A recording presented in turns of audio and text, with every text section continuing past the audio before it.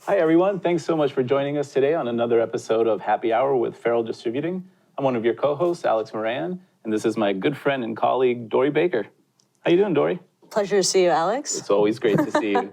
On today's episode, we are going to be doing a feature on a great grape.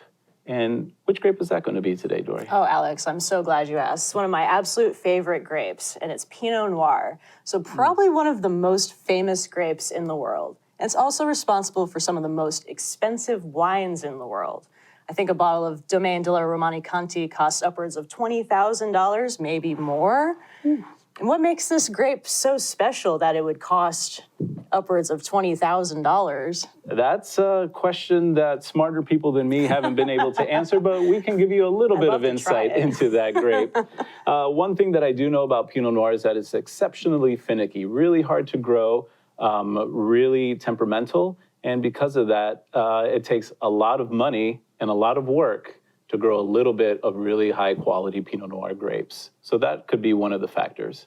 Also, one thing that's really cool about Pinot Noir is it's a very thin-skinned grape, so it's very sensitive. So in different regions around the world, you get different qualities. Like cooler climate Pinot Noirs will have a different character than warmer climate Pinot Noirs. So they're very expressive of the place. Excellent. Well, that's a whole lot of talking about Pinot Noir. I'm ready to drink some. How about you? Let's get started. All right. Well, I say let's start at the beginning. So today what we're going to be doing is featuring 4 different Pinot Noirs from all around the world, different climates, different countries, and different profiles. And we're going to be starting with Burgundy. Burgundy is a wine region in France. It is the birthplace of Pinot Noir. So they know exactly what they're doing with that grape here. The Romans and the Greeks both encountered this grape when they first explored the area. But it was in the Middle Ages, the Cistercian monks were the ones that really made it their own, named it the name Pinot Noir that we know today, and really delineated the entire region of Burgundy inch by inch to give us a lot, hundreds upon hundreds of different vineyard sites. Literally inch by inch, vine by vine. Very, very specific. Meticulous work, if you will. So Burgundy is east central location in the region of, or in France. And it has a continental climate and kind of more leaning towards a winter continental.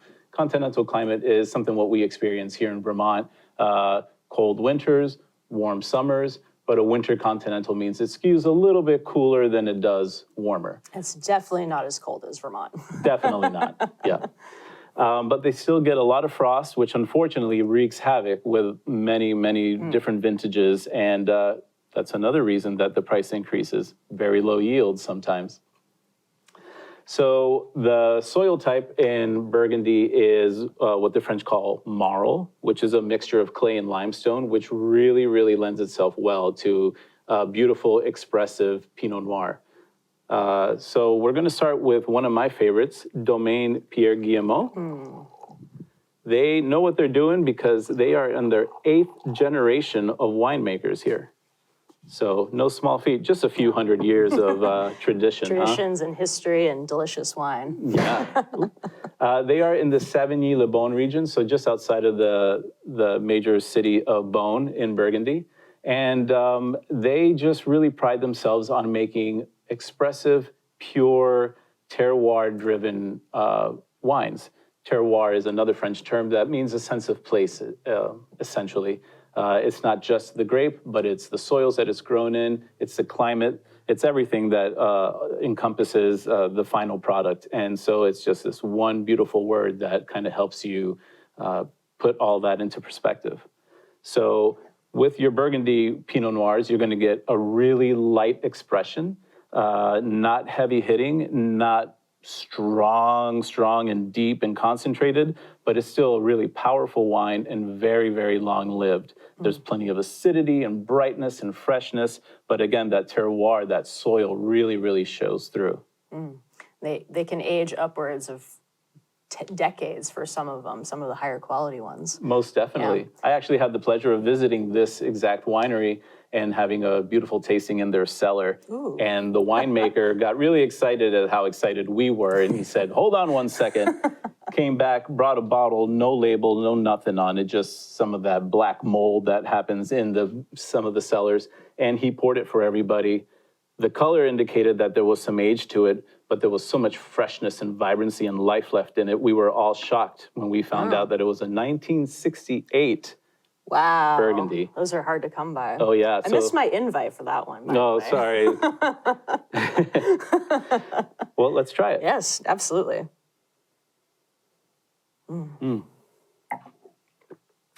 Again, very expressive of the terroir, the soil that it's grown in. You have those beautiful cranberry notes, a little bit of pomegranate, but there's a lot of that topsoil, some mushroomy quality, very classic, typical Pinot Noir from Burgundy. And this isn't just your regular Burgundy. They have a few different designation levels, thanks to the Cistercian monks.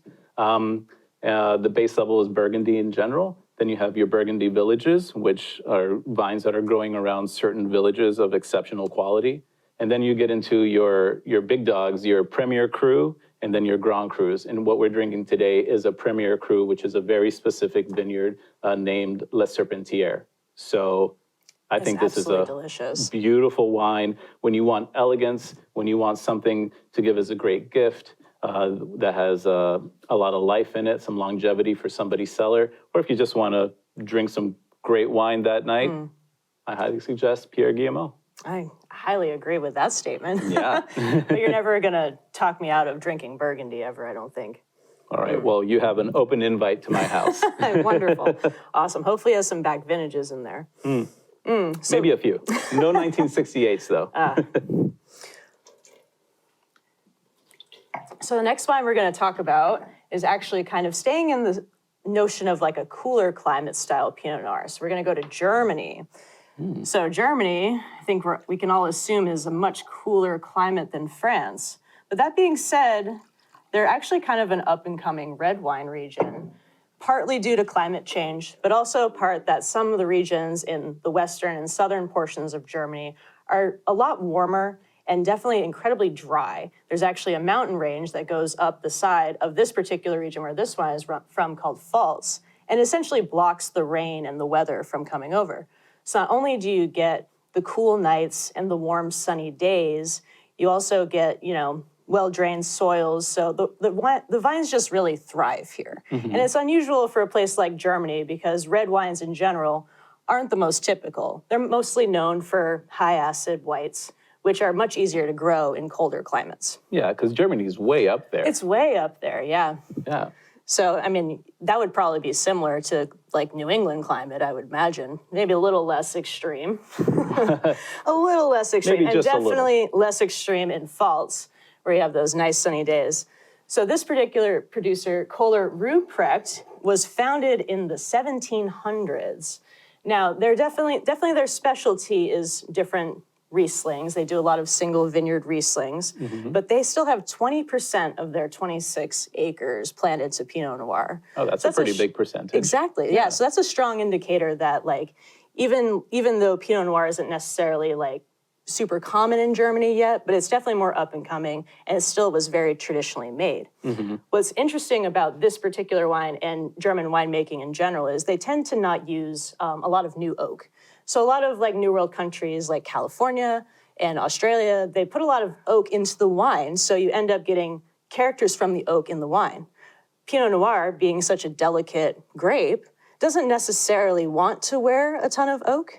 So what they do with this wine is they do use some new oak, but these barrels are massive, over 2,000 liters. So what that does is it prevents a lot of exposure to the wood, but still oxygenates the wine and softens the tannins. Gotcha. So a little less surface area using a larger vessel. And the remainder of the vessels they use are hundreds of years old. And after like 3 or 4 uses, the oak doesn't really give it any flavor. So you're just getting that really nice round oxygenation, which really just smooths out the wine and makes it really polished. Well, I'm ready to take a sip and try. get right in there. Let's give it a try. So fun fact about Germany, when you're looking at German wine labels, you'll sometimes see the word Spätburgunder, and that is the German word for Pinot Noir. So when you see Spätburgunder on a label, just know it's the same old delicious grape. Got it. Wait a minute. Burgunder, like Burgundy? Exactly. The grape of Burgundy. I see. Yes. There's a connection. Yes. Okay. Well, this is gorgeous. even though it is further north than the first Pinot Noir that we tried, which indicates cooler climate, as you said, which usually means a leaner, more austere wine. There's a lot of fruitiness in this. There's a lot of breadth to this wine. It has a very strong, powerful, like floral aromatic, but when you get it on the palate, it's like punching you in the face with fruit. And that comes from the sunny days that they're getting. A good punch. A good punch, yes, sorry. A soft, delicate punch, a Pinot Noir punch. Yes.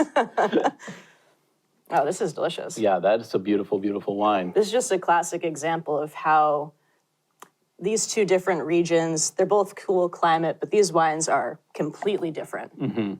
Most definitely.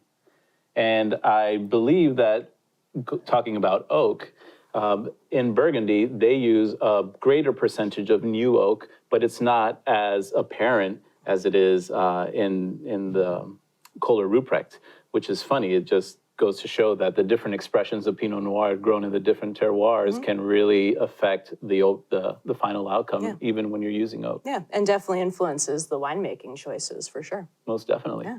Well, great. Well, I think that it's time to leave the old world or Europe and head on over to the new world, the US. Ah, yes. Yeah. So I love Pinot Noirs from the Willamette Valley in Oregon, because I like to refer to it as the Burgundy of the US. Oh. And there's a lot of similarities in some of the soil types, but also in latitude. I looked it up before filming this episode, and Willamette Valley is at 45 degrees latitude and Burgundy is at 47 degrees latitude. Oh, I did not know that. Almost identical.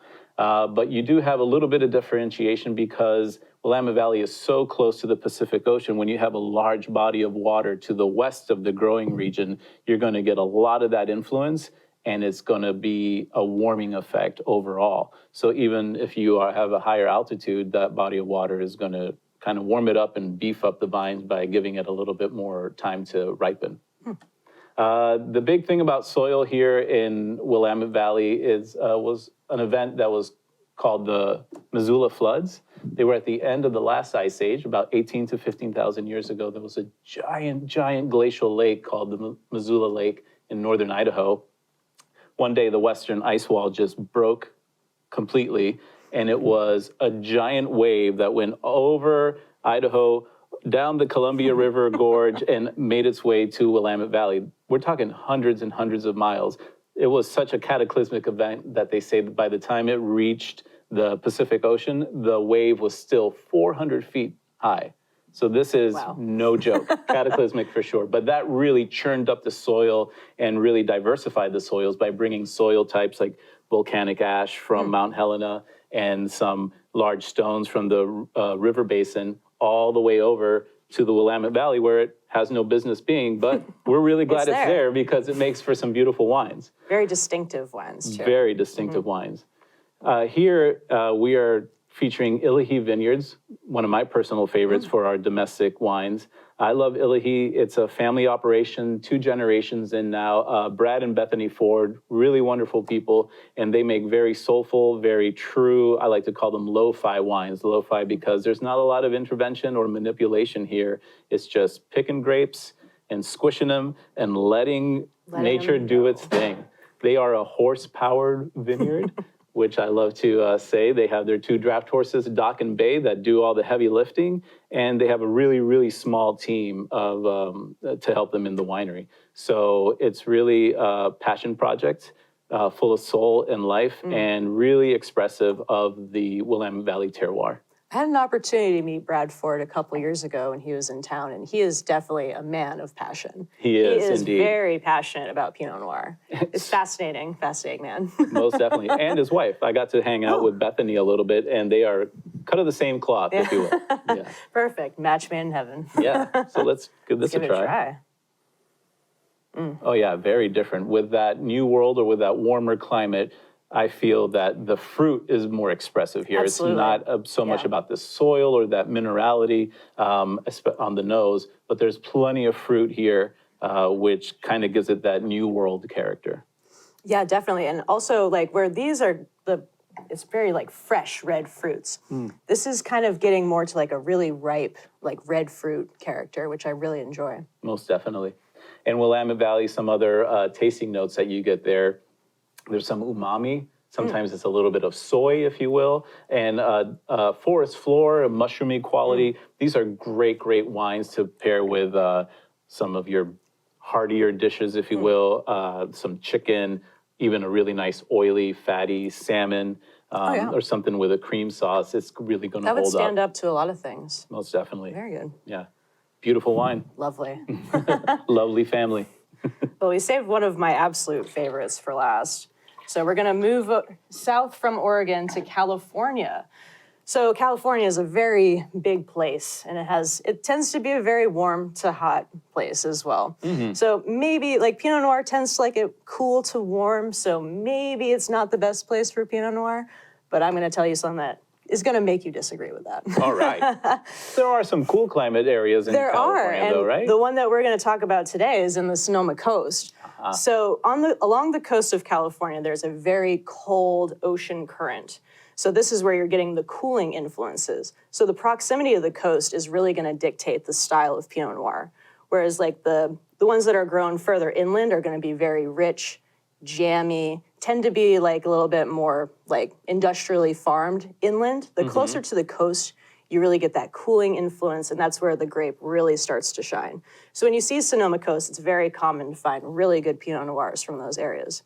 We're going to go a little bit more specific to the true Sonoma Coast, if you will. We've got Hirsch Vineyards from Fort Ross Seaview. So they call it the true Sonoma Coast because these vineyards, I mean, you can basically see the ocean from the cliffs of where these vineyards are planted. David Hirsch was one of the first people to plant grapes in this area in the 1980s. So he has some of the oldest vines within the Hirsch Vineyards.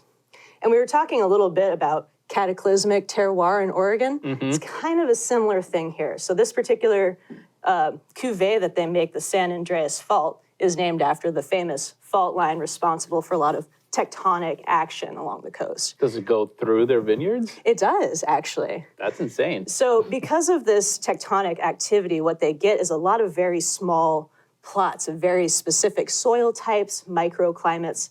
So they essentially break them down. They individually farm these 67 plots. 31 of these plots are contained within this particular cuvee. They call it the Hirsch because it demonstrates the best of all of their properties. Gotcha. And it's one of my favorites, so let's give it a try.